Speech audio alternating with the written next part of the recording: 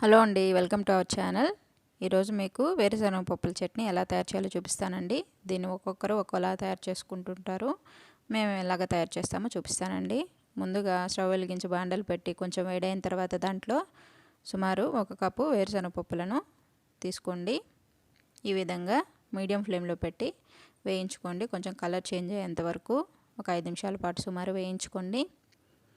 ఇలా బాగా వేగిన తర్వాత స్టవ్ ఆఫ్ చేసి కొంచెం చల్లారిన తర్వాత దాన్ని మిక్సీ జార్లోకి తీసుకోండి.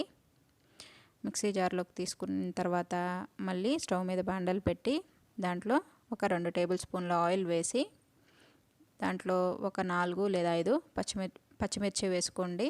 ఈ విధంగా పచ్చిమిర్చి ప్లేస్లో మనం ఎండుమిరపకాయలను కూడా వేసి చేసుకోవచ్చండి.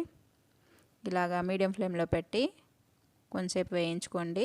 ఒక 2 నిమిషాల పాటు వేగిన తర్వాత స్టవ్ ఆఫ్ చేసి వాటిని చూసారా మిక్సీ జార్లోకి తీసేసుకోండి. మిక్సీ జార్లోకి తీసుకున్న తర్వాత ఒక చిన్న సైజు అల్లం ముక్కను ఈ విధంగా తోలు తీసి దాంట్లో వేసుకోండి. తర్వాత ఒక 3 లేదా 4 వెల్లుల్లిపాయలను వేసుకోండి. తర్వాత కొంచెం చింతపండును వేసుకోండి. మరి ఎక్కువ వేయొద్దండి, పుల్లగా అయిపోతుంది, చట్నీ బాగుండదు టేస్ట్ అనేది. తర్వాత దాంట్లో 1 టేబుల్ స్పూన్ సాల్ట్ని వేసుకోండి.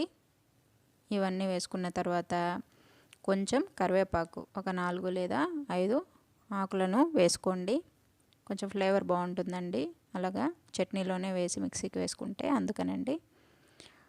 తర్వాత దాన్ని మిక్సీ పట్టించి తర్వాత దాంట్లో కొంచెం వాటర్ పోసుకోండి. ఈ విధంగా వాటర్ పోసిన తర్వాత బాగా మళ్ళీ తిరిగి గ్రైండ్ చేసుకోండి. గ్రైండ్ చేసుకున్న తర్వాత దాన్ని మూత తీసి ఈ విధంగా ఒక గిన్నెలోకి ఆ చట్నీని అంతటిని తీసుకున్న తర్వాత దాంట్లో కొంచెం తిరిగి వాటర్ని కొంచెం మిక్స్ చేసుకోండి. వాటర్ని మిక్స్ చేసుకున్న తర్వాత మళ్ళీ స్టవ్ వెలిగించి బాండలు పెట్టి దాంట్లో 2 టేబుల్ స్పూన్ల ఆయిల్ వేసి ఆయిల్ బాగా వేడైన తర్వాత దాంట్లో 1 టేబుల్ స్పూన్ ఆవాలు, 1 టేబుల్ స్పూన్ ఉద్దిపప్పు వేసుకోండి. ఉద్దిపప్పు వేసిన తర్వాత దాంట్లో ఒక 1/2 టేబుల్ స్పూన్ జీలకర్ర వేసుకోండి. తర్వాత ఒక రెమ్మ కరివేపాకులను తీసి దాంట్లో ఈ విధంగా వేసుకోవాలి.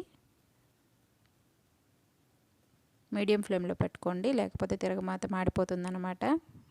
తర్వాత స్టవ్ ఆఫ్ చేసుకొని చూసారా ఈ విధంగా ఆ తిరగమాత తీసి చట్నీలోకి వేసేసుకోండి.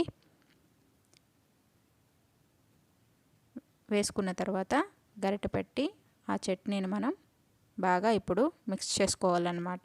ఆ వాటరు ఆ చట్నీ అనేది దాంట్లో బాగా కలిసిపోయేటట్లు చూసారా ఈ విధంగా బాగా కలుపుకోండి. సాల్ట్ తక్కువ ఉన్నట్లయితే దాంట్లో కొంచెం సాల్ట్ వేసుకోండి.